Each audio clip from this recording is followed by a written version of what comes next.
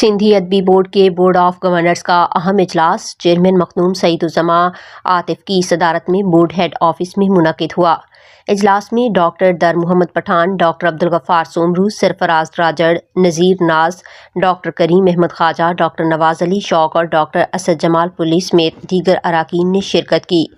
اجلاس کے دوران سندھی زبان، ادب اور ثقافت کے فروغ پر تفصیلی غور و خوض کیا گیا۔ نئے اشاعتی منصوبوں، تحقیقی اسکیموں اور ادبی سرگرمیوں کی منظوری دی گئی۔ چیئرمین مخدوم سعید الزماں عاطف نے اپنے صدارتی خطاب میں کہا کہ بورڈ سندھ کی زبان اور ادب کے تحفظ، فروغ اور ترقی کے لیے ہر ممکن اقدامات کرے گا۔ انہوں نے زور دیا کہ معیاری اشاعت، تحقیق اور ادبی پروگراموں کے ذریعے سندھ کی علمی و ثقافتی شناخت کو مزید مستحکم بنایا جائے۔ اجلاس میں مالی اور انتظامی امور کا جائزہ لیا گیا اور ادارے کی کارکردگی کو بہتر بنانے کے لیے تجاویز کو منظور کیا گیا۔